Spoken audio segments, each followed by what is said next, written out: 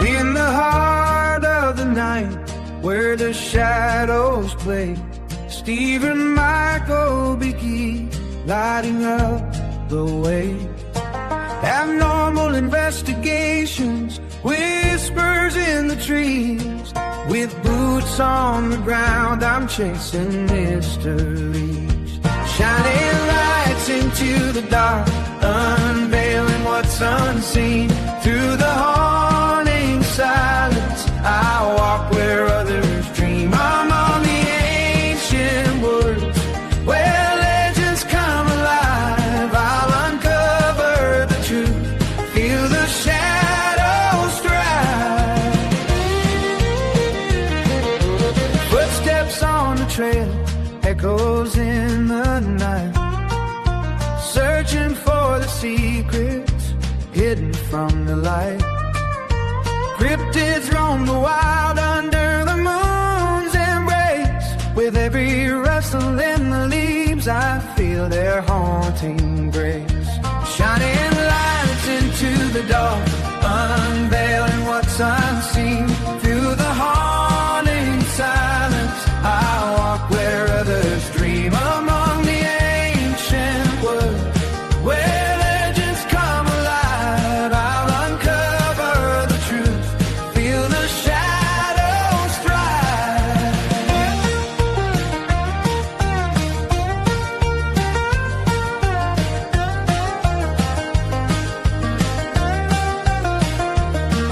Each night a new adventure in the depths of the unknown. With passion in my heart, I'll walk this path alone. But with every discovery, I know I'm not afraid.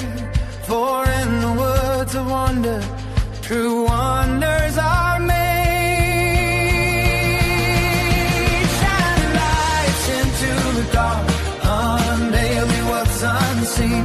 Through the haunting silence, I'll walk where others dream. Among the ancient woods, where legends come alive, I'll uncover the truth, feel the shadows thrive. So here's to the night, where the strange comes to be. With boots firmly planted on where I'm meant to be.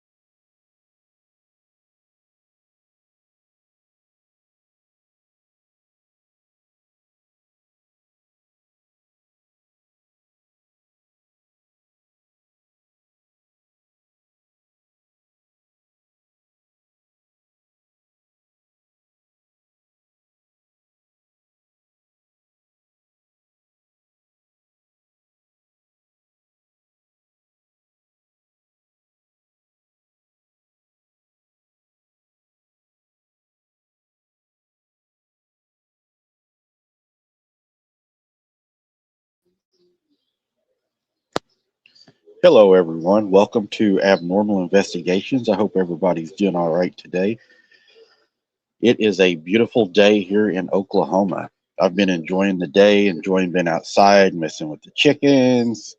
It has been an amazing day today. I hope everybody's had the same kind of day that I've had, or at least the day that you deserve. So, looking forward to going over this investigation with you guys tonight. I think you guys are going to really probably take away some things from this that a lot of you probably have not heard. Um, Lisa, I know, found some things that I'd never heard that's associated with this case, and she'll be sharing that with us tonight. This is one of those, unfortunately, does not have a what we would call a good ending. It is a rather sad story. So, unfortunately, we will have to do the bad ones and the sad ones with the happy ones, and unfortunately, that happens. Um, So a little bit of a roll call tonight. We got Vicky in here tonight. Good to see a Vicky Tim wrestler. We got Michelle McGuire in here. We got Devin in here tonight. T-Bone, good to see you. Looks like I see a lot of familiar faces. We got Tennessee, Kentucky Bigfoots in here tonight. Good to see you, Tennessee, Kentucky Bigfoot. Looks like we've got a lot of familiar faces in here tonight. It sounds like it's going to be a really good night. Let me go ahead and bring in my co-host, also me and my heart amiga Lisa.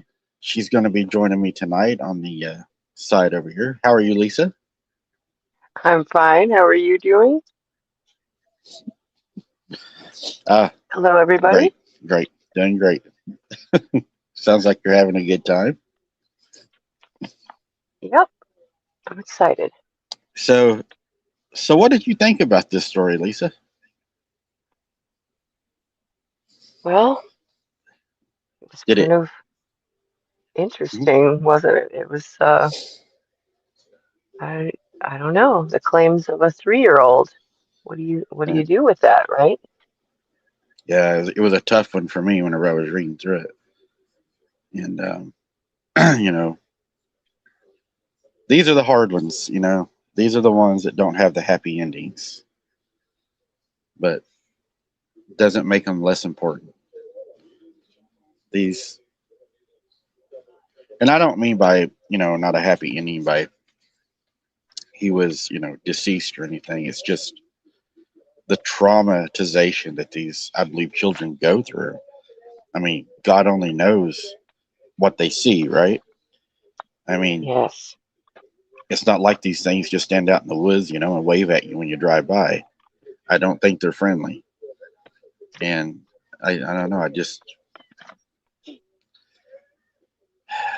Yeah. don't know. I can't imagine what would run through a Can't child's trust mind. them. That's for sure. Oh no, especially a child been out in the woods with something like that, and spending, if I remember right, approximately 55 hours or something like that out there. 55 hours he was missing.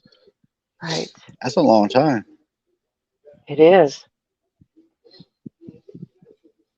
My chat's trying to especially mess in the up, so conditions, the yeah, we're going to conditions that talk were. about that. Hmm. We are going to be talking about that.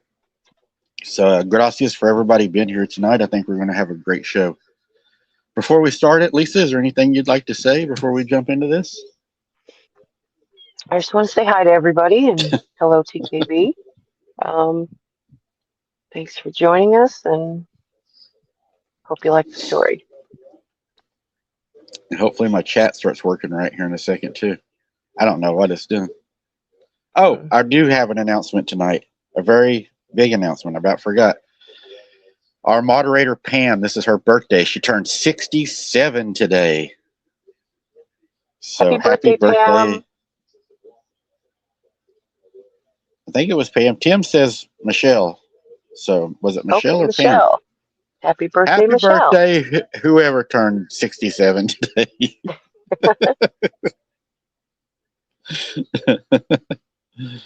I was thinking it was Pam. That's awesome. Happy Well, birthday. yep, that's definitely a milestone.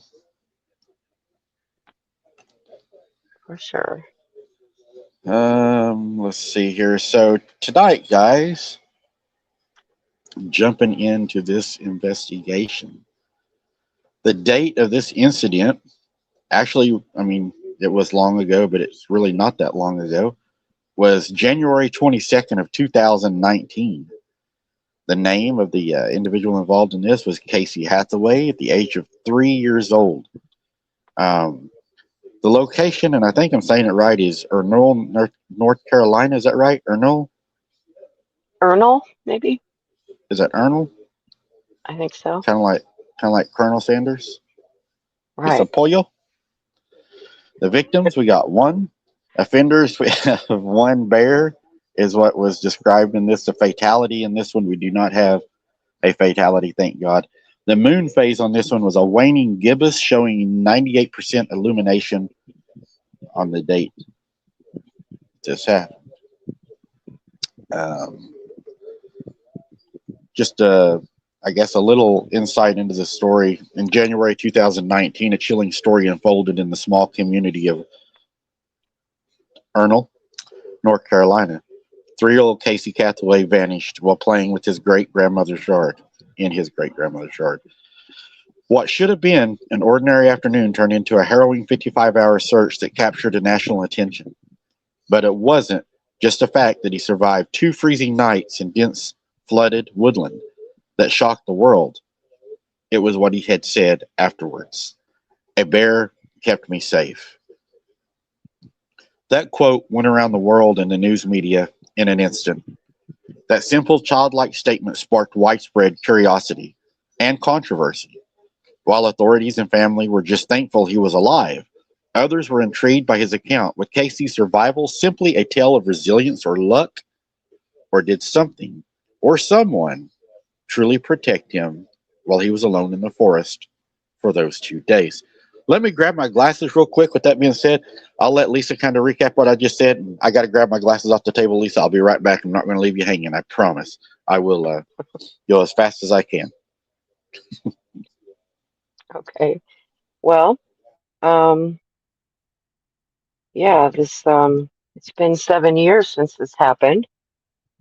Um, I did look to try to find any statements from Casey or his parents since this happened, but I didn't find anything, which I thought was interesting because it would be nice to know what he thought now, being a 10-year-old, about what he saw and what he experienced, and uh, any new information he might remember about his experience.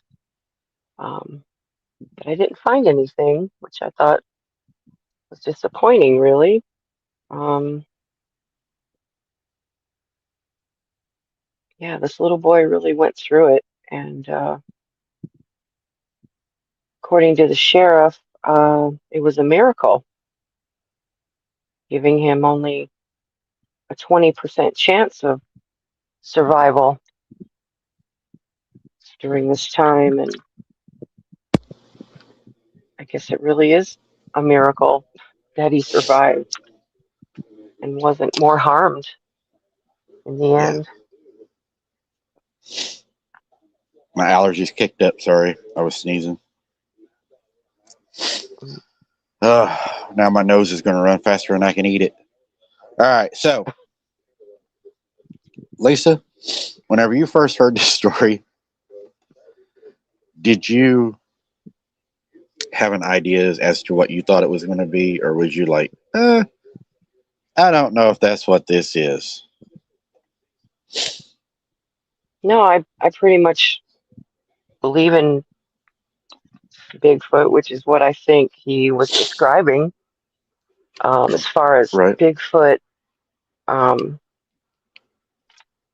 helping people, yeah, I've heard cases of that, Mhm. saving them, in fact. Um, so I do believe his story as far as what he determined was a bear, in a 3-year-old's mind. I think it was most likely a Bigfoot. Kind of sounds that way, don't it? It does. It makes you wonder sometimes why they do good things, because, and we're not going to go down this road tonight. I think it'll be a good road to go down eventually. Is, I've been reevaluating some of the beliefs that I had, and some of the beliefs that I had, of course, these creatures, being Nephilim from biblical stance. And I still don't disagree that they would have the Nephilim bloodline in them. I still do believe that they do. But what I do think could possibly be different is the Bible speaks directly about the Nephilim, right? Or however people will say, some people say it different, but I call it Nephilim. The Bible does say that whenever they was asked for forgiveness, they had, Enoch go on their behalf and ask for forgiveness, and they were told that there would be no forgiveness for them or their offspring. But, I always wondered, why would Bigfoot try to help a child if they knew that there was no chance for forgiveness, for salvation, that you were eternally damned? Why would you be nice, right? And I got to do they know wondering, that? I don't know. Maybe they're trying to do. yeah, see, some of them are trying to do good right. deeds. I don't know. That's what I was wondering. Or do you think this is possible? By definition, and if you just really go by definition, are they actually Nephilim, or are they, what would be the word, a chimera, right? Something that was changed. I don't know. I think that's something to look into. It's kind of interesting. I think it would be kind of cool to see kind of how that would fall and what would happen, because maybe they do believe that, hey, there is redemption, right? Maybe they believe, hey, I'm not a full-blood Nephilim, because we know the Nephilim were the giants. So maybe they're just I think there might be just enough human DNA in them that some of them do try to help humans. I think it would be something to look at. I think it would be fun to kind of experiment with it, and maybe do some research. That'd be a lot of research, huh? Yeah, a lot. Be interesting. I mean, you got plenty of time, right? Break out your notebook and your highlighters. Sure. Sure. As long as you get plenty of rest at night. That's the main thing. I apologize, guys. My allergies kicked up right before we started.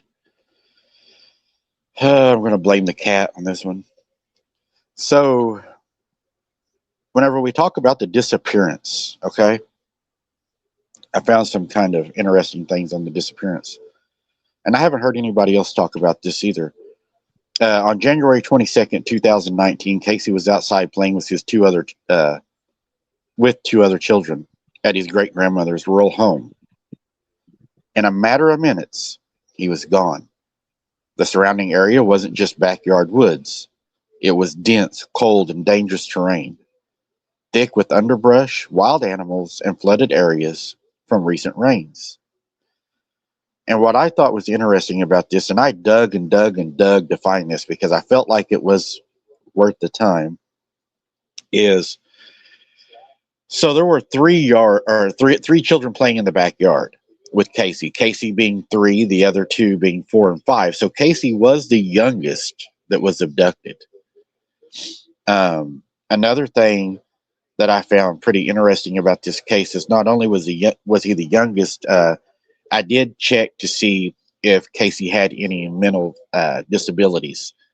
And as far as I could find, he did not have any mental disabilities, and he was also not listed as being on the spectrum. So that was one of the things I was wondering, is what made him the I guess the victim. Why did it choose to take Casey? And the only thing really, I mean, I guess you could argue between they didn't take the 3 and the 4-year-old because of age. And age could have played, I think, a part in this, maybe. But when I really think about it, you know, you're talking about a 3, 4, and 5-year-old, and then you talk about the 3 and 4-year-old. Does age really ring into why he would be took? And I think those ages are close enough together. There's a possibility that maybe age wasn't what caused it, and maybe this was just a chance of opportunity. And the reason that I say opportunity is because if you read further, the other 2 children actually had went into the grandmother's home and had left Casey out in the yard playing alone. So to me, that would have left him alone and vulnerable. And, you know, as, you know, Missing 411 says, that would also be what we would call the point of separation, right? So what's your thoughts on that, Lisa? Do you think age played, you know, was it something that caused him to go missing, or do you think it was more opportunity? I think it was more opportunity because I read that when the girls came inside, the great grandmother, didn't notice that he had not come inside as well for about 30 minutes. So Right. he was alone out there for at least 30 minutes. So I definitely think it was opportunity. And I haven't, you know, I was wondering another thing I thought was kind of weird too. And it could have been a day that the weather was on and off. But one of the questions I had was, if it was so cold that day, why was the kids, and rainy, why was they even playing outside? And if you also think about this, 30 minutes is a long time to leave a 3-year-old unattended. So Yes. what were you doing, Grandma? You know, turn off Jerry Springer. I think But, you that know, day, the temperatures were in the teens. I don't know what time of day they were outside. I'm sure it was, you know, during when the sun was out and it was warm enough for them to be out there, but ay, ay, he was in ay. a light That's jacket, terrible, I know, so right? certainly wasn't I hear you. dressed for days in the cold.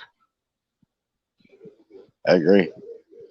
I, you know, I was strict on my kids whenever, you know, they would be cold out or something. I would always tell them, you know, you're not going to play out in the rain.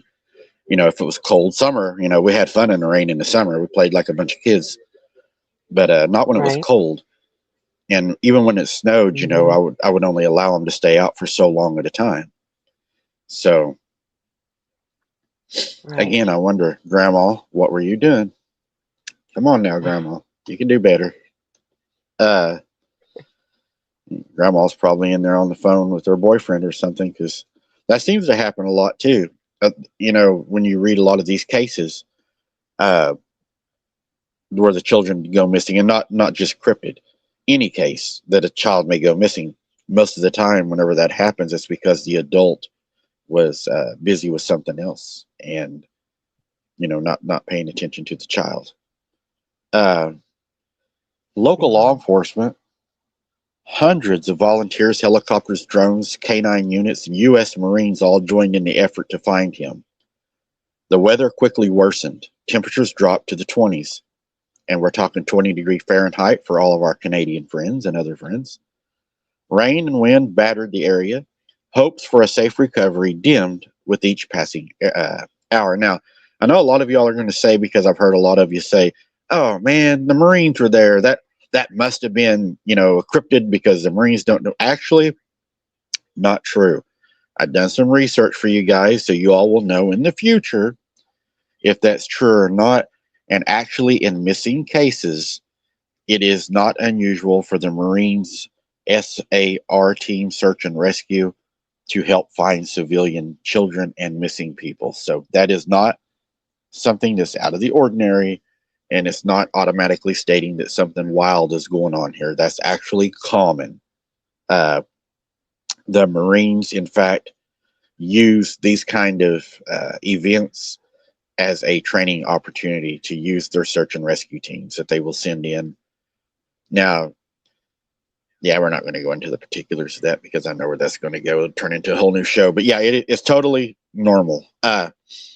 So I looked this up, Lisa, because I was kind of interested, because we know the child was only 3 years old. He went missing for over 55 hours. So this is from Search and Rescue. It was published in 2025, so it's not that old. In a damp environment at about 20 degrees Fahrenheit or 6.7 degrees Celsius, hypothermia can begin within 30 to 60 minutes for an average adult wearing light or wet clothing. Severe hypothermia may develop in a few hours. Factors that speed the onset: wet clothing, wind chill, low body fat, exhaustion, age. Young children and older adults, you can almost cut these times by 0.5 in half. Mild hypothermia, core temperatures 35 to 32 degrees Celsius or 95 to 90 degrees Fahrenheit within 30 to 90 minutes. Moderate hypothermia can happen within 1 to 3 hours. Severe hypothermia, several hours. And Casey was missing for 55 hours in wet, damp conditions. So it makes you wonder, how did he survive so long in that kind of environment? Just a 3-year-old, lightly dressed, right? Whenever they're talking about, the statistics here are for adults. I think that's pretty amazing. I think it's a blessing that he survived it. It's a miracle, in my opinion, because honestly, the odds were stacked against this little child to even survive it. I mean, the Marines even came out and said that they believed at a point that it went from a rescue to a recovery, right? And those are the words that no parent ever wants to hear: is, we're not going out for a rescue. It's a recovery. Nobody wants to hear that.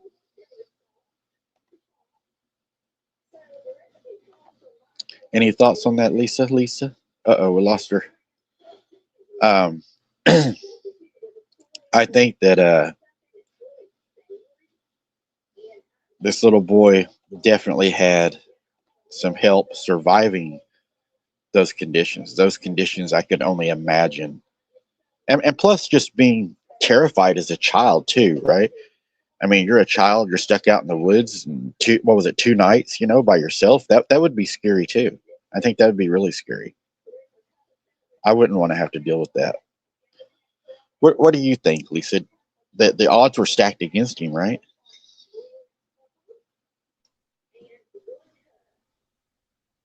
I think definitely was. And I just want to apologize. I keep getting kicked off. Why do you keep doing that? Yes, I think I don't. You're kind of breaking up, and so maybe that has something to do with it. I'm not sure, but anyway,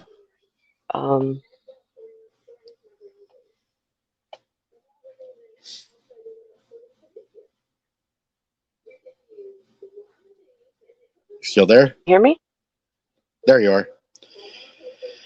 Yeah, I was just telling him I'm all those here. odds Can you were, hear me? Okay. I can hear you. all those odds were based on an adult survival rate too, which is, say you take a child or an elder person and you can cut that in half. So It's nothing short of a miracle that he survived. And could you imagine being a 3-year-old in the woods in those conditions by yourself, right?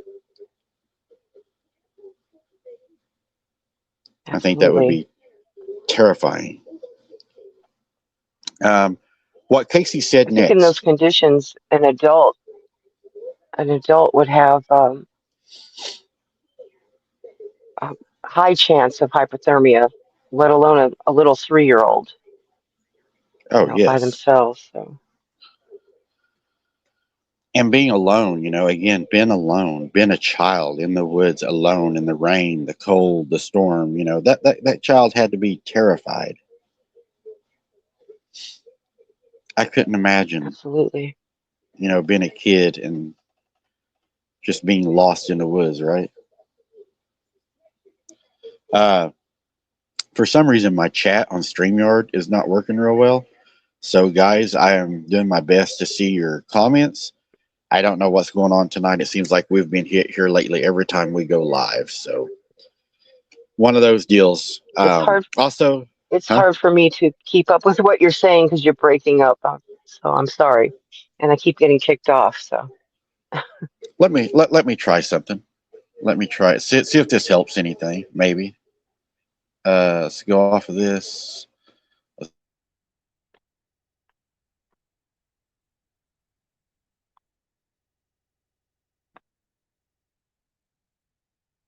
Let me know if this corrects anything. Is it better at this point? I can hear you fine. Okay. We're gonna try this and see if that works. Yeah, just being a child lost in the woods alone like that, that would be terrifying. Um, what did Casey say next? Is what everybody was said, because what Casey said really bothered people. He even talked about whenever he was missing how this bear took care of him. I mean, this bear gathered nuts and berries and fed him, he said, from his hand, right? So, in order to do that, you would have to have, in my opinion, and let me know what you think, wouldn't you have to have an opposable thumb to be able to go pick berries? I would think so. Yes. And bear experts were asked about this case, and they said that there was no known cases of bears nurturing humans, I'm glad you said which that. is I what. found that too. Uh-huh. Yeah, they said the case probability of that is actually 0%. And I got some Yes. information here in a second for y'all. I think you're going to really enjoy on this. Um, so, safe in a hospital and recovering from his ordeal, Casey reportedly told his family something that would ignite widespread speculation. Again, he had stated, "A bear kept me safe." The phrase went crazy with the media. The media spread it everywhere around. But people wondered, could it really have been a bear? Was it really a bear? Because that was hard for people to believe. Um, I think what they tried to say is, they said one of the excuses I think they tried to use against the child was, they said that the child was lost, and he was just trying to make up an imaginary friend that he believed made him safe, made him feel good, and he wasn't afraid. But I think my thing was, and I don't know, Lisa, if this makes sense to you, and I may be wrong on this. Um, if a child's lost, why would he have picked a bear to take care of him? Because to me, a bear would not be a good imaginary friend. I mean, he would have been scared of a bear. I mean, I would have thought it would have been something else, or maybe it could have been a bear. I don't know. I mean, what do you think about that? I think that's interesting. I think in his 3-year-old mind, that's the best he could describe what was helping him and keeping him safe. And a bear would be something a 3 year Right. old could relate to. They have stuffed animals and things, and um, I think that's the best description he could come up with. Do you think a child, if he wouldn't have seen something that reminded him of a bear, do you think that would have been the first thing that a child would have made up to say that it was a bear? Or do you think it would have been something else, something less big, something less scary? Or do you think that maybe he would have said a bear? Well, again, I think in his 3-year-old mind, that's the best he could describe it.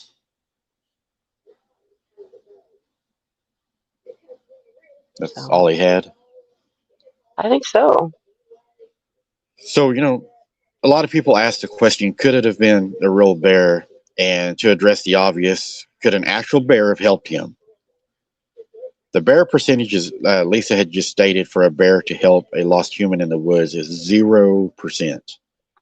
They said they either would have ignored him, seen him as a threat, or seen him as prey. So this could have been really, really bad for him, especially if a hungry bear would have came along, right? North Carolina is home to black bears, and they do roam the region. But experts were quick to dismiss the idea that a real bear was involved in protecting the boy. Black bears are generally shy, solitary, and unpredictable, especially when surprised. While stories of bear-human interactions exist, most of the tragedy are at the very least avoidance, and most of the time, if they're cornered, an attack, or a child, most likely, they said, would have been attacked. Black bears do not behave that way. On wildlife biologists said a bear wouldn't gently care for a child. At best, he said, a bear would have just ignored the child. But his opinion was the bear would have saw him as a threat or as prey if it would have saw him out there alone. So I'm thinking pretty sure it wasn't a bear. I think if it was a bear, Casey would have got 8. I think, he would have been a statistic. He wouldn't have came home. Right. I think especially a little child. Now, if it was an adult, I can see where, you know, past experience maybe with hunters might cause them to run away. But a little child, I think it's more likely he would be looked at as prey. So, I think so. And, they had a Bigfoot theory, and this is where the story takes a turn into the realm of the mysterious of North Carolina, especially the wooded regions of Craven County. Bigfoot is no stranger to this area that Casey went missing. Cryptozoologists have long pointed to the areas of hotspots for Sasquatch encounters. Lisa, would you like to share some of the information that you'd found in this area? Because you kind of found some things that this is kind of a hotspot, right? it is. Well, first of all, this area is very swampy and woody. Um, there's 2 swamps in Ernul, Beaver Dam and Fisher Swamp, and I found that a lot of the creeks and roads around there had swamp in their names. And from other stories we've done or heard of, I think Bigfoots like to hang out in swamps. But I looked to find if there were any recent um, stories about this area as far as reports of Bigfoot activity or anything cryptid. And the farthest back was in 1875. There were 2 articles in the newspaper, the local newspaper, about 2 separate instances about a month apart, about 4 or 5 weeks apart, I guess, of 2 different residents seeing a creature and coming in contact with the creature, which, as they described as a Bigfoot. One was a man who said that there'd been an animal he described as 5 feet tall and with a barrel chest that had been lurking on the outskirts of the forest, had been raiding their gardens and their chickens. And he said that this creature tried to abduct 2 of his small children, that the man struck it with something. It released the children and ran away. And then, like I said, about a month later, they ran another article in this newspaper, the New Bern Weekly Journal of Commerce. Same year, 1875, another abduction attempt in the same place, Kitts Swamp. There was a woman and 2 children picking blackberries near their property, and 3 younger males were off in a meadow adjacent to where they were, just kind of watching out for them, and said they saw this creature approaching the woman and 2 children, that it noiselessly climbed a tree nearby to observe them for a few minutes before descending and making its way towards the little boy that was with the woman. The men ended up approaching it, shot it in the lower extremities. The creature screamed an unearthly yell, fell to the ground. Before they could reach him, he limped away. They followed his blood trail for 2 hours, found him in a chaparral thicket, and shot and killed it. They then brought it back to the settlement, it says, where hundreds of people from miles around viewed the body before they supposedly skinned it and sent the skin to Baltimore to have it stuffed for exhibition. I bet they never got that skin back. I'm sure they didn't. There was another story in 1995 about a hunter who had also seen a Bigfoot type creature when he was out hunting.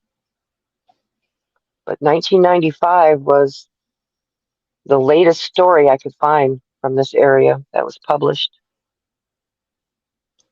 But they've been around there a long time, apparently. Yeah, and it sounds like they've been interested in children too. Exactly.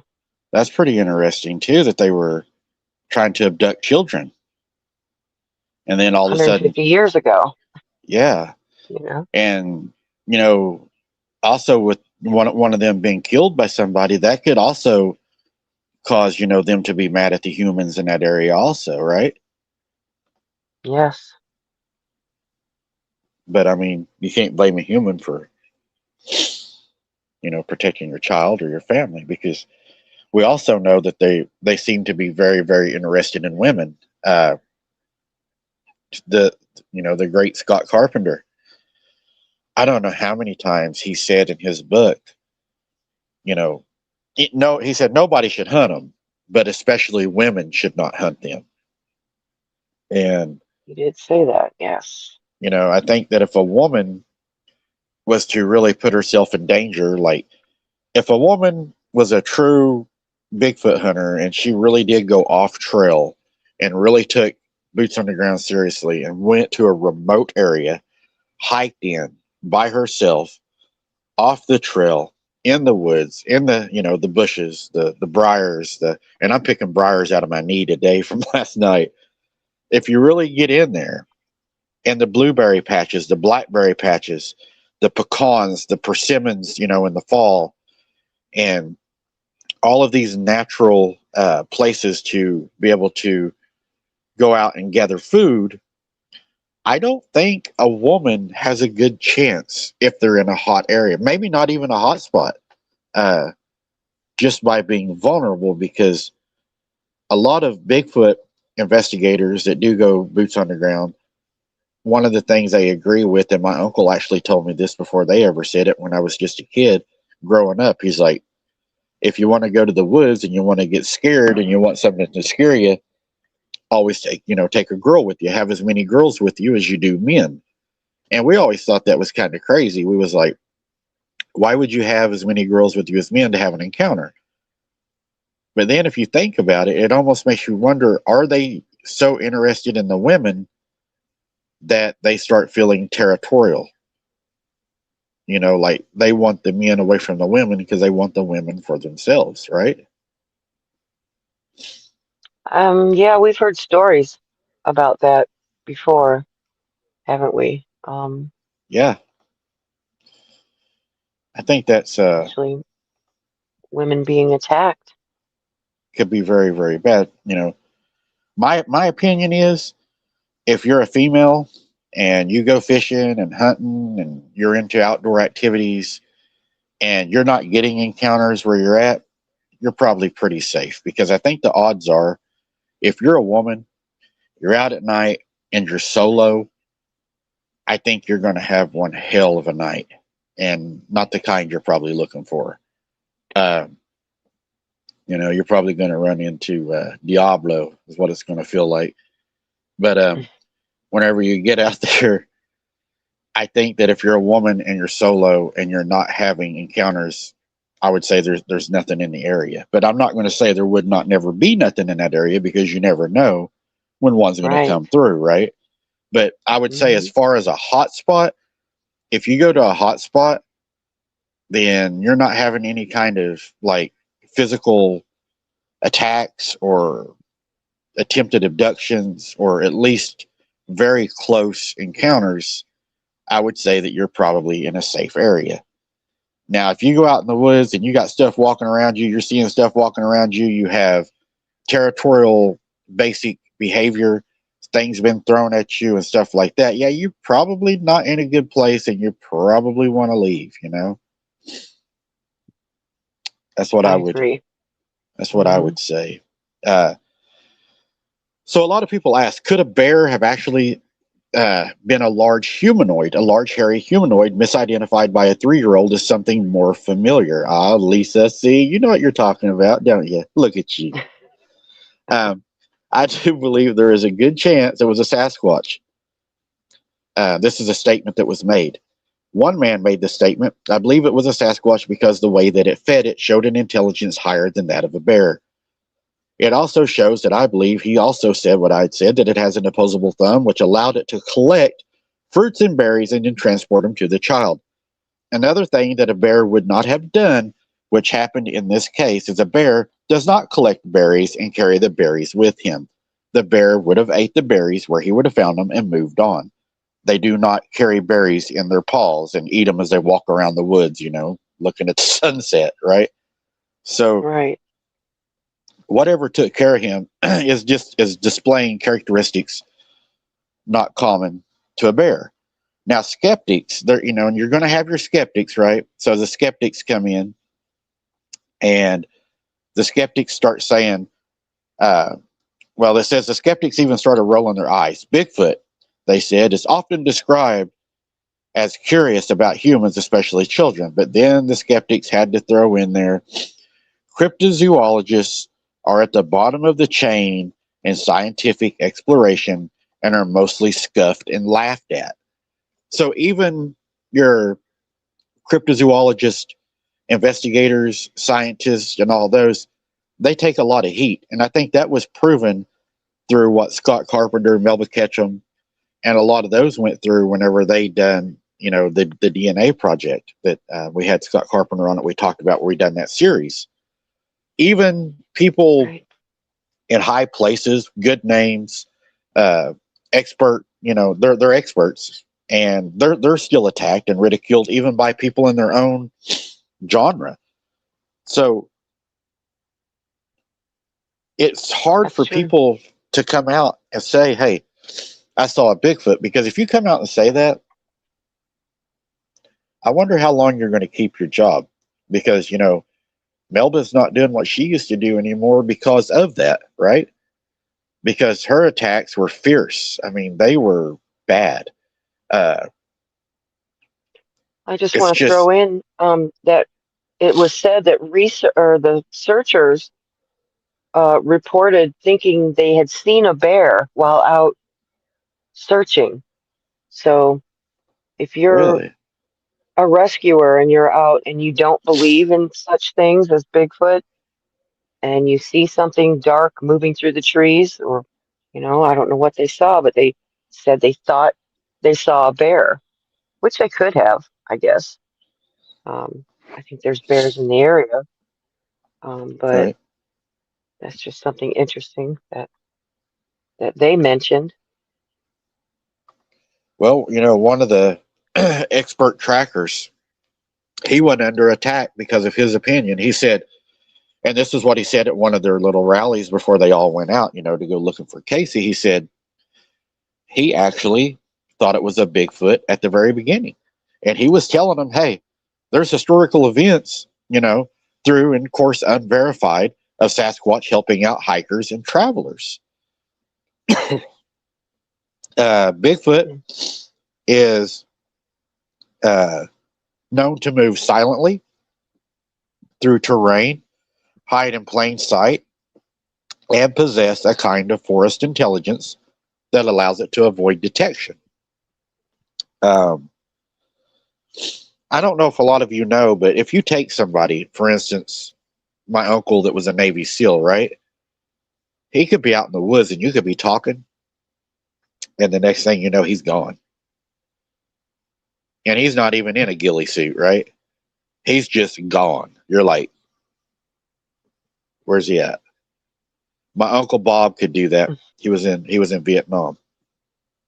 He could do the same thing.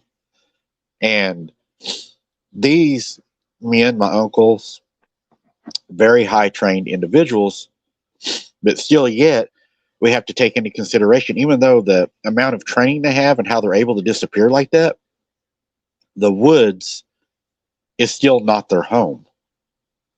These things are adapted to live, survive, and thrive in the woods.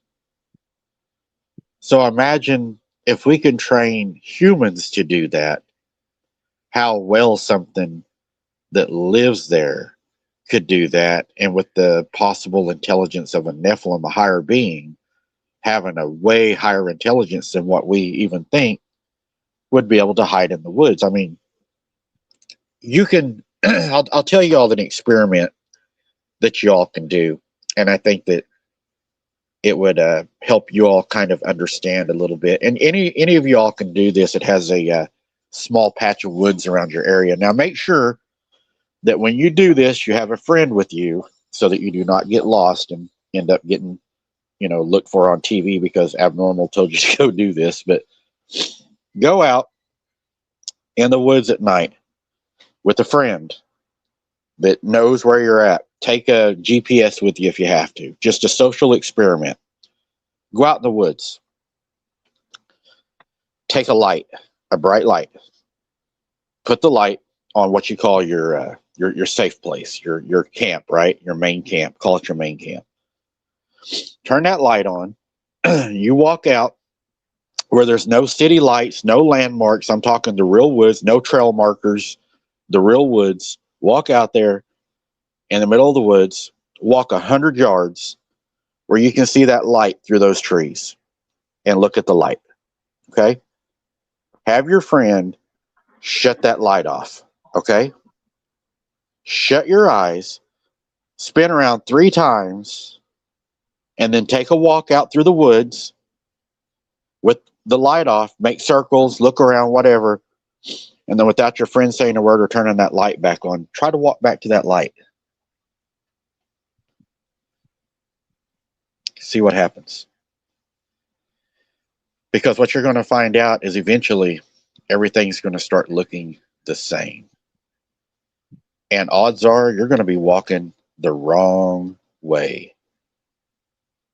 And how do I know that? I'll tell y'all a funny story. Y'all want to hear a funny story about my old amigo? There was a deputy, Mr. Law Dog.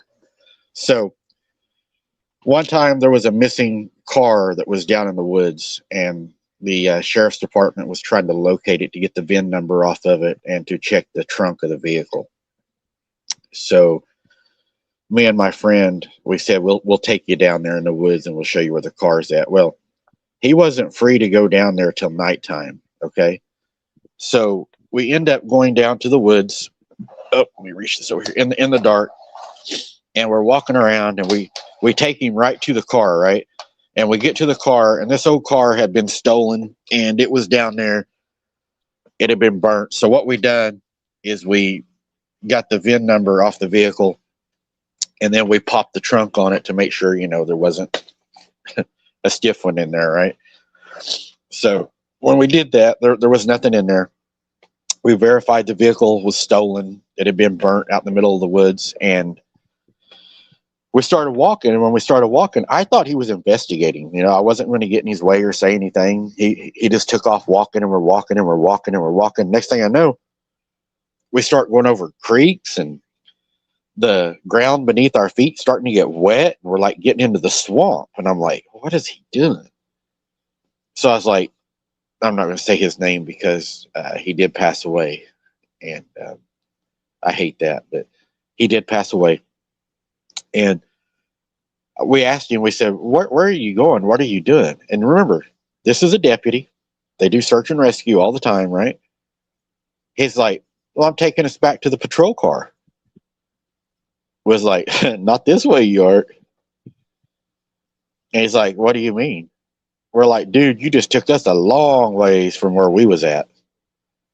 He was so lost that he was moving way back into the swamps of the lake. And this is a pretty cool night on a fall night, right? And we're like, yeah, we're not going the right way. And he's like, oh, God, don't tell me there's water moccasins in here. We're like, yeah, there's water moccasins in here. So what we end up doing is he's like, you guys are going to have to get me out of here. So we took him straight to the road. The patrol car, I think, was probably maybe 100 yards down the road from us. We could see it when we shined the lights on it from the reflectors on the patrol car.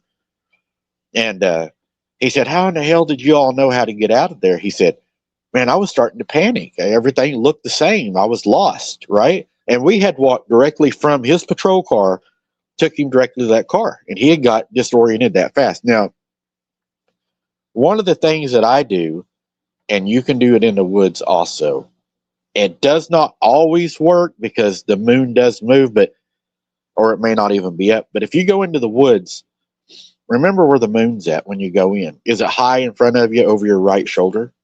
Is it behind you over your right shoulder? Now, you can use that method until the moon reaches pretty much high noon for the moon. And then you're going to have to readjust your surroundings. You're going to have to go from low right over your shoulder to forward right over your shoulder, and know that reverse of that is going to take you back to where you was at. You can also use the constellations. And if you're in an area where you're able to find an object that you know where it's at, it could be via a tower or lights off of a town, or if you don't even want to take the chance of really being out in the real woods and being afraid where the real creatures are at and all that, you could just go and look for a trail marker. I don't recommend going into the woods unaware of what you're doing, because you will become lost, and search and rescue have to go rescue people like that every day. But I think for an experiment, I think that would help a lot of you all out. Go out in the dark and just a little patch of woods and just watch how easy it is to get disoriented.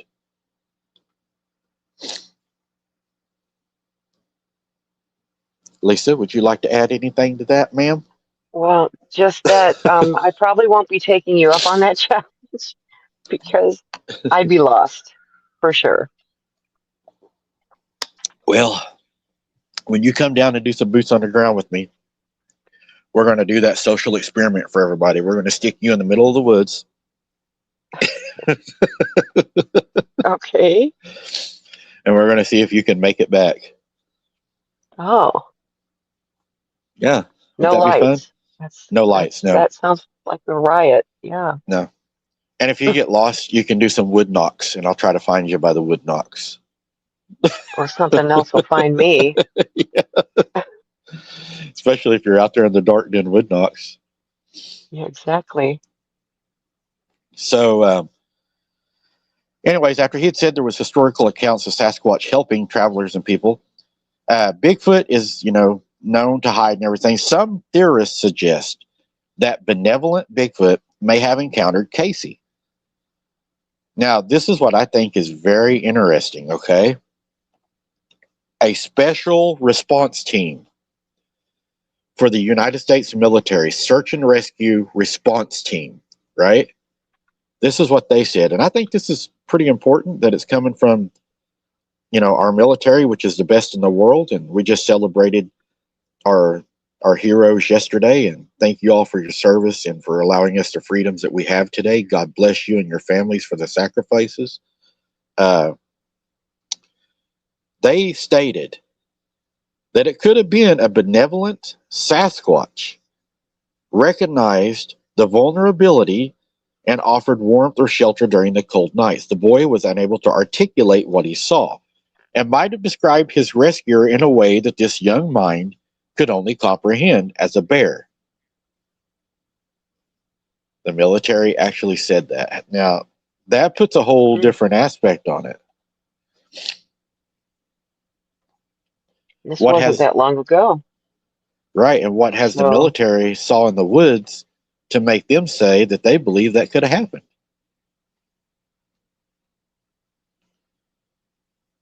Well, it's just amazing that they would admit something like that, It makes you wonder if they give us hints every now and then. Like they know more than what they're telling us, right? I think they definitely do. Right. Vicki, I appreciate that. So glad you're here with us. We really appreciate that, Vicki. The guardian spirit theory. There's a folklore that some of the Native Americans were also talking about also. Thank you, Tina. Another explanation that is a possible explanation, and I want your opinion on this. And if I'm passing anything, Lisa, that you need to get out, let me know if I get too far down the road. I know you've done a lot of work on this, and I don't want it to be in vain. So just holler at me. Holla at me. In many Native American traditions, the forest is not just a place. It's alive with spirits. The forest is where spirits live. And the most important spirit of the woods is the guardians of the land, depicted as animal-like or nature-bound beings. The one thing most Native Americans all agree on, no matter the name, the Sasquatch is said to be the most dominant being of the woods.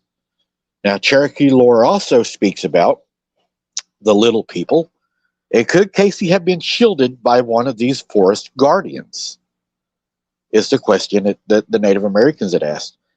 Me personally, I believe that it's possible, and a Bigfoot, I know, is called a guardian of the forest in the Native stories. So, do I believe that it's possible that this happened? I think that we have to, I think no matter what you believe, Lisa, and you correct me if I'm wrong, but I think no matter what you believe, I think we all have to at least agree that something intervened that caused him to be able to survive. This 3-year-old did not survive 55 hours in these conditions, in that environment, without outside help.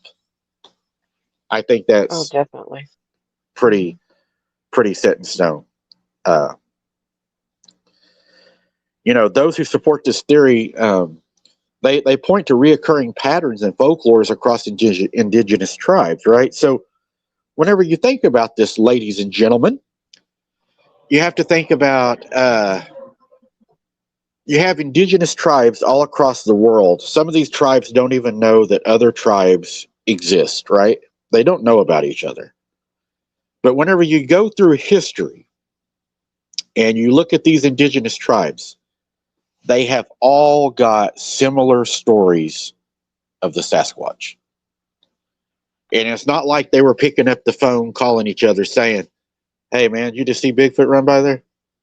They didn't even know each other. So for all of these different tribes, different groups of people, and we're talking around the world, right? For even the first people, right? There has to be something there. I mean, plain logic tells you people all around the world don't see the same thing that's not communicating, right? Yeah, I agree with that. I mean, how could they? You I know? mean,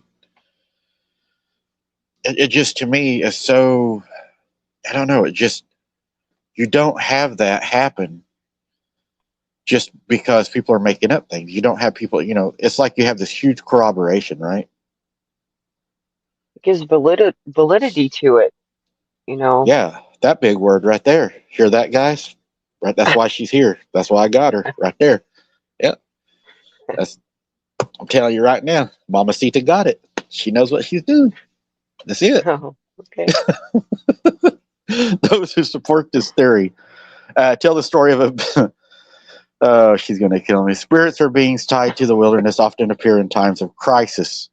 So the Native Americans say that in times of crisis, these beings appear. They tell the story. Now, listen, I thought this was pretty interesting. So, whenever people are in trouble, Native Americans even say in these times that these creatures appear, like to protect people, these protecting spirits. Now, I have a story to tell y'all. Lisa, I'm full of wind tonight. I am full of it, right? Go for it.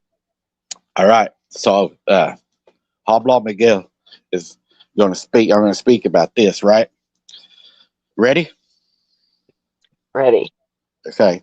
So, a long time ago, whenever I was younger, me and a friend had done what we wasn't supposed to do. We'd left the house and went down the road, and it was getting to be kind of dark. In the area that I live in, especially then, is known for satanic worshipers. And it was close to Halloween at that time. And we snuck down the road. We wasn't doing anything bad. We snuck down the road and we was sitting on a corrals, where you would corral cows. We were setting up on the gate of that, just off of the roadway, on like a little road where the cowboys would go in to feed the cows, right? We were just sitting there visiting, just talking. All of a sudden, this van pulls up in front of us, and there's people in the van. They open the sliding door and they tell us to get in. We was raised, from kids like everybody else. You don't take candy from a stranger. You don't get in vans with, strangers. So we were like 13, 14. We was like, no, we're not getting in. They started getting really like demanding. Not like you need to get in. It was get in the van. And when you have an adult talking to you like that, even as a child, and you're raised to respect your adults, a part of you wants to get in just because you have an adult telling you to do it. Does that make sense? I Maybe. can see that, but how scary. We were terrified. And this is going to run into where they talk about spirits showing up in bad times. Whenever that happened, behind us, where we had been sitting, nobody had been there. The gate had not been unlocked. It had a chain and a lock on it. This big ass cowboy, and I'm not talking a little guy. I'm talking this big, burly cowboy with the shirt unbuttoned down, the hairy chest. He looked like a woodsman cowboy, right? He steps out behind us, and he's got the deepest, strongest voice you ever, and he tells them, get down the road and leave these boys alone. And he points at them. He does this. Well, they get in the van and they drive off. We went straight home. But you know what the weird thing was? When we turned around, there wasn't a car there. There wasn't a cowboy there. He was nowhere to be found. We always said that was our guardian angel, that he had saved us that Wow. day. Yep. If you would have saw the look in their faces, they were scared to death. I really believe that that was an angel that day, because those people, I think they would have took us, and I think they would have probably sacrificed us, because they were doing a lot of that back then. And thank God Wow. that man, whoever he was there, because that probably would have turned out bad. Sounds like it. But also, a lot of people Sounds, also say, what, children are spiritually sensitive. Do you believe that? They're more open to seeing, experiencing things that adults can't? I think definitely. They're You more think that innocent, accounts more for open. more of them being taken?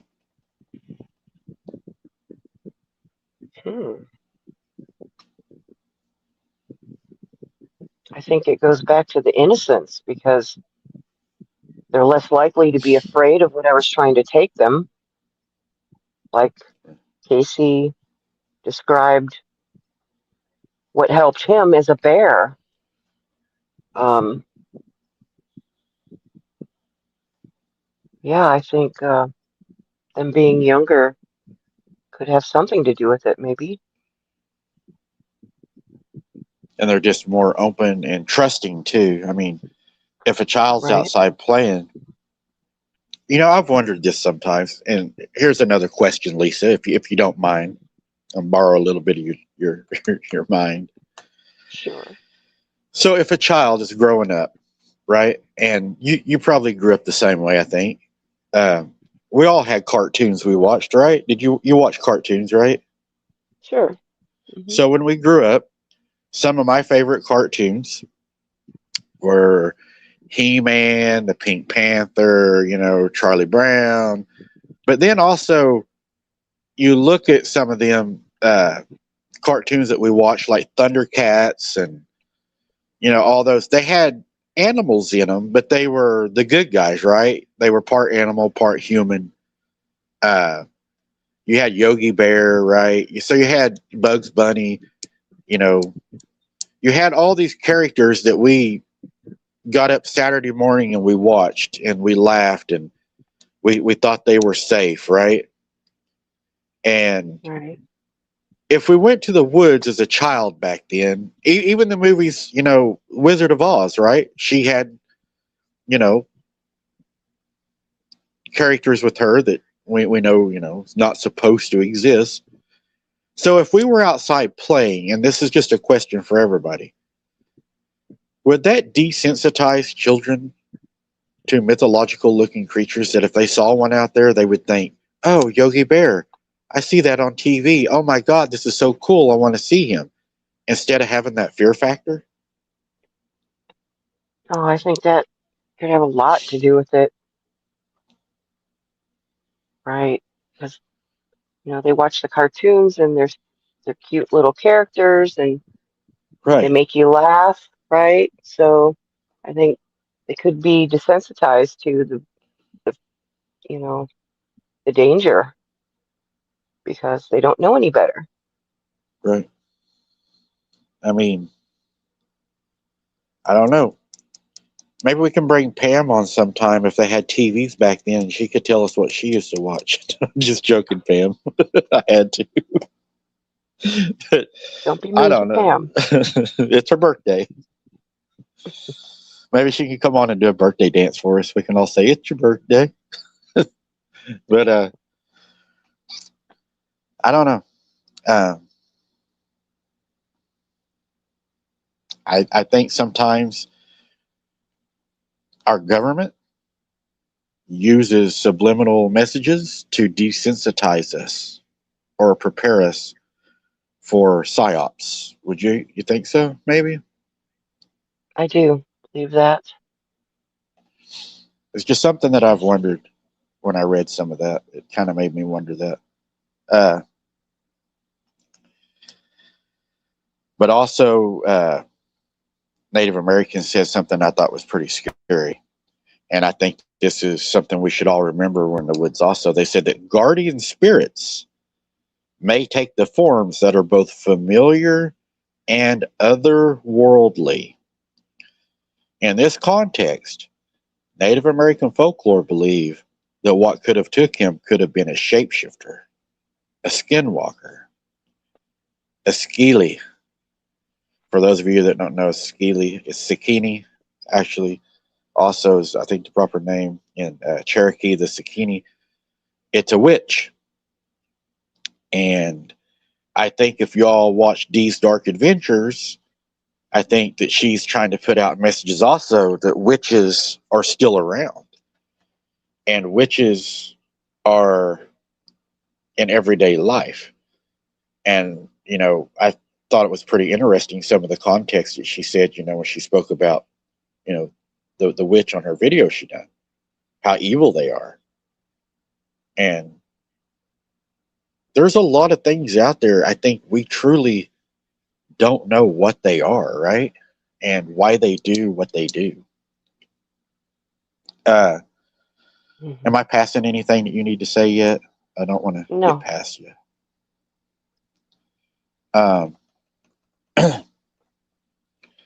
So if you go, and if Sunshine's in here, she's probably going to enjoy this. So I went into the trauma, imagination, and survival mechanism of the psychological effect of children in high stress situations. So, of course, there are grounded psychological explanations as well. Trauma, it can distort perception, especially in children, in times of extreme stress. The brain may invent comforting memories or interpret experiences in ways that shield the mind from fear or pain. Also, if a child is left in the presence of anyone that has sole and complete control over them with others that share the same expressed desires or ideas, that child can be made to believe lies and also can get the children into manipulation. Was Casey hallucinating due to hypothermia? Was the bear a product of an overactive imagination trying to make sense of 2 terrifying days alone in the wild? That's the question that I had. Did he hallucinate? I think, in my opinion, let me back up a little bit. I do believe in the psychological idea that children will make a pretend friend, right? An imaginary friend in times of need and stress and stuff like that. I believe that also develops into them having an attachment, oppression, and all that. But in this case, I don't believe that he was hallucinating, because we have the fact that he survived 55 hours in a climate and a condition that he should have never survived in. That is a good point, though. What's I up? think that's one of the signs of hypothermia, isn't it? Is you hallucinate. Yeah, hallucination is a big, yeah. A lot of people, whenever they go into hypothermia, they will hallucinate and remove their clothes.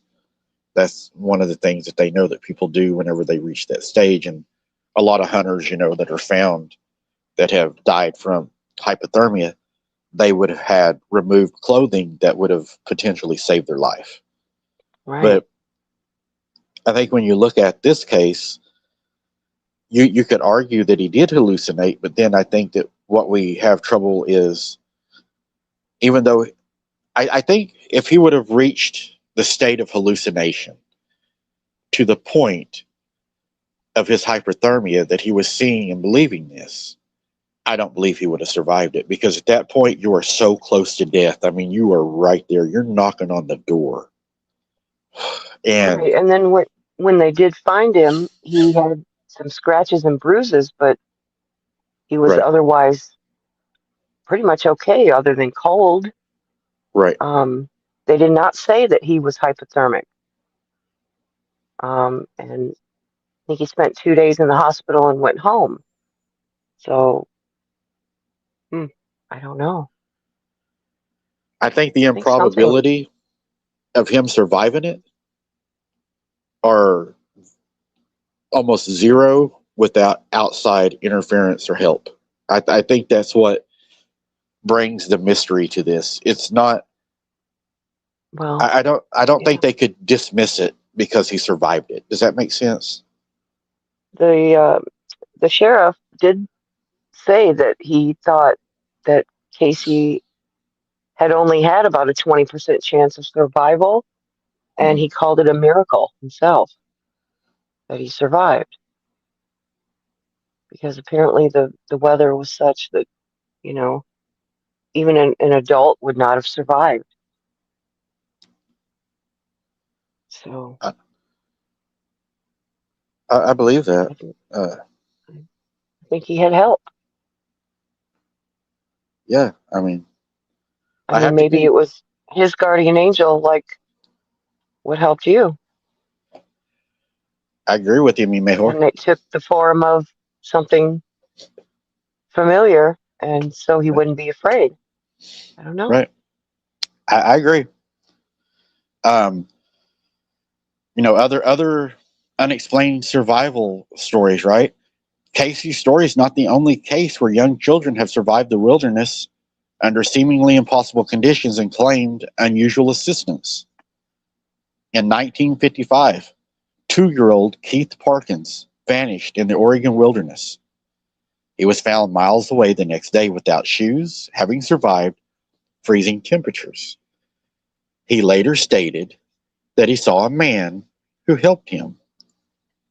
In 2014, a Utah woman and her young child crashed in a remote area. The child was found alive after 14 hours in the freezing cold. Rescuers reported hearing a disembodied female's voice calling for help before discovering the baby. Now, I want to let y'all in on this story just a little bit. The lady in this unfortunate accident, she perished. The child was to a point of hypothermia that he was actively dying. He wasn't talking. He was laying there in his last moments, right? They would have never have found him, except for not one, but all of the search and rescue people heard a disembodied female voice hollering for help from where the child was at, which led them to discovering the child. After the child was found, 3 of the rescuers reported seeing a very hairy man with his shirt off walking through the woods down below extremely fast with a long gait. That opens a lot of questions. Not only was that a Bigfoot helping this kid, but if it was a Bigfoot, he was able to mimic the voice of a female to get their attention. Or even if it was a female Bigfoot, it was still able to speak and sound like a human woman. That gives me chills. Because if you're out in the woods and you hear somebody, it may not be somebody. These cases Yes, often we've heard them include, mimic on your. We've heard them mimic right. voices on your lives before. T-Bone. T-Bone said Mhm. grandma was watching Abnormal Investigations when he went missing. uh, so, these cases often include reports of odd sounds, mysterious figures, or impossible survivals, leading some to suggest that the unknown forces might occasionally intervene. I believe in miracles. I believe that, my Lord Jesus Christ, he still does miracles every day. But, the lingering mystery. And officially, Casey Hathaway's case is closed. He was found, he was safe, he grew up, and his life went on. The authorities chalked it to the bear comment to a confusion of childish fantasy. Of course they did. I mean, I'm not surprised about that. But for many, the story is far from over. Paranormal investigators, cryptid researchers, and folklorists still reference his case as one of the most bizarre and compelling survival accounts of the decade. Because here's the thing, nothing about Casey's survival made sense. He wasn't dressed for the weather. He didn't have food or water. He avoided wild animals, exposure, and drowning. He was found in an area already searched. And somehow, when they pulled him from the thorns, he wasn't terrified and he wasn't hysterical. He was actually calm. Now, the case study on it for all of y'all that are into case study, a 3-year-old boy went missing for nearly 3 days in the woods of North Carolina in 2019. And he was found safe, claiming that a bear had kept him warm and company during his ordeal. His survival was considered miraculous, and the community rallied together for the search. Now, I have a timeline of the search. I actually pulled up their timeline. You got January 22nd. Casey was playing in his grandmother's backyard. January 22nd, he went missing after not returning inside with 2 other children. January 24th, after 45-minute search by the family, 911 was called. January 24th, search teams began combing the area, covering up to 1,000 acres. January 25th, Casey was found alive in the woods approximately 40 to 50 yards from the road by a lady that had heard a child and called rescues to come and check it out. Agencies involved, the research included the FBI, NCIS, local law enforcement, and emergency management team, along with the Marine Search and Rescue. Community support, and this is there's variable numbers, but they're saying nearly 600 volunteers participated in the search, having harsh weather conditions. The key discovery, a trip from a woman walking her dog led rescuers to Casey, who was found calling for his mother. Casey's condition was remarkable for survival. Health status, Casey was found cold but responsive and was taken to the Carolina East Medical Center for evaluation. The survival claim. He later told authorities that he had spent time with the bear, which he claimed kept him warm during his ordeal and fed him berries and nuts. The family reunion, Casey was reunited with his family, and his mother reported he was in good spirits, even asking to watch Netflix shortly after being found. Doesn't sound very traumatized. And No. I have a theory, and we're going to do a show over this, and I'm just going to throw this out there to y'all in chat. Do we get the same children back that go missing? Think about that. Beyond the story, there wasn't a whole lot to look at beyond the story. The story was pretty open. But beyond the story, what I found, local authorities conducted medical exams and forensic psychological interviews.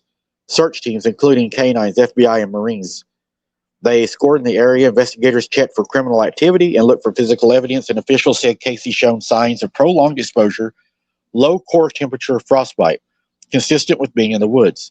News coverage notes that forensic evidence was found to confirm a bear or criminal involvement. There was none. And authorities said the child's statement about a bear is unverifiable. Of course they would. So, do we get the same children back? I want to ask that again, because we're going to do a show. I think we're going to do a Patreon on that one, because there's no way that they'll probably let us do that one, but we're going to do that. And what do you think, Lisa? I'm at the end. I mean, I've got my final thought, but I think my final thought's going to pretty much wrap up what I think. Okay, well, I can give my final thoughts if you'd like. Senorita, the floor is yours. Okay. Well, I believe what Casey encountered was a Bigfoot based on the evidence that we found, and I don't know why he helped him, but I'm glad he did. I'm glad that he was rescued and found alive, and because we hear about these stories all the time. And hopefully in the future we'll hear from him. I would be interested in if his story changed or if he remembered anything else. But he's probably about 10 years old now, so maybe a few more years. And we might look into this again and see if he's made any statements. That would be a good update show, huh? Mm-hmm. Is that pretty much your final thought? That is. Well, my final thought is, given the core facts, child survived with hypothermia. Investigators reported no evidence of bear or human aggression, and the child described as being sheltered by an unfamiliar presence. The Bigfoot hypothesis is a coherent explanatory framework that fits those observations without contradiction. It accounts for the lack of typical animal forensic markers and for the child's subjective experience. However, it remains an extraordinary claim because it shows us an undocumented large primate species interacting benignly with a human child. The absence of definitive physical evidence means the hypothesis of provisional. For a believer, the incident is strong circumstantial support for the possibility that such creatures exist is occasionally interactions with humans in the woods. But it falls short of the empirical proof required to convert reasonable belief into scientific acceptance. In short, I believe a Bigfoot took care of him, and I don't believe there's any other explanation for his survival in the climate, environment, and the longevity of the hours that he went missing. I just don't think it can be explained away without outside experience, help.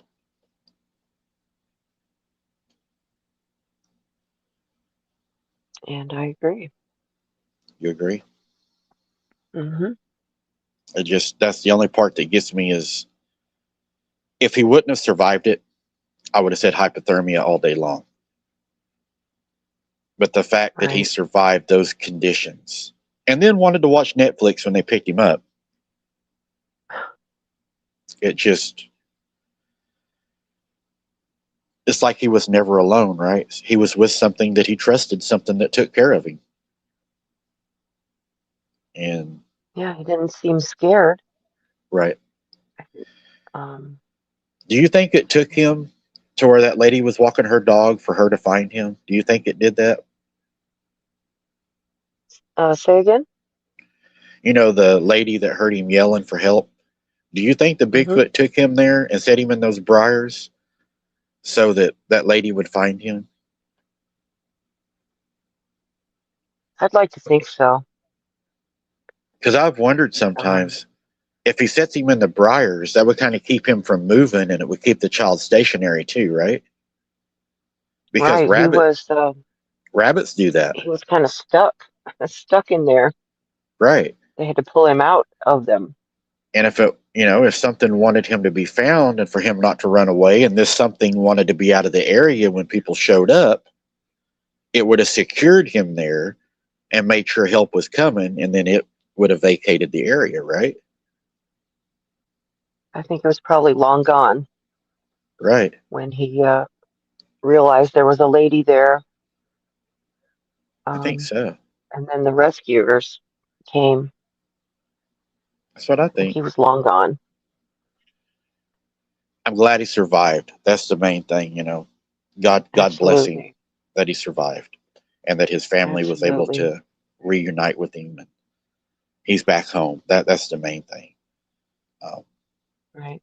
I could only imagine what they went through with their child being gone and told that it was a recovery effort. That would be very, very hard to deal with. Yeah. That's pretty much all I've got for y'all tonight. Tomorrow, don't run off, guys. Tomorrow, I am doing, if it's not raining, we're going to do, I had trouble doing this on there, so we're going to hopefully get it to work tomorrow. I don't know. But tomorrow, we're going to try to do a Rumble live. Now, I had trouble setting that up for some reason. I couldn't get it to do it, Lisa, so I don't know what's going on with that. I want to look into it. But tomorrow, I want to do a Rumble at 7 o'clock Central Standard Time. I will try to maybe get a thumbnail out if I can't. Maybe go over to our Rumble account, make sure you're following so you can watch us tomorrow. Just look for us around 7 o'clock Central Standard Time to go live. And we're going to go back to that where I went last night and look at that mound. A lot of y'all wanted to see that mound in the daylight. So I will take you all back down there and we will take a look in the area in the daylight and check it out. So y'all can kind of see that mound, what I was talking about, if I can even find it again in the woods, but we're going to look. If I cannot get Rumble to work, which I'm hoping it does, I'm going to work really hard on that.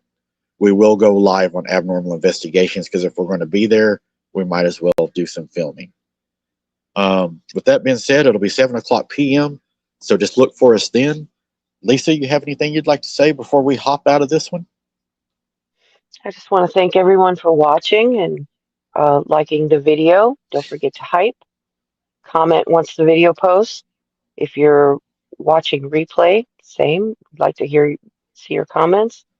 Join Wide Open Adventures Oklahoma if you haven't, and Patreon, and of course Rumble, so you can watch the boots on the ground tomorrow.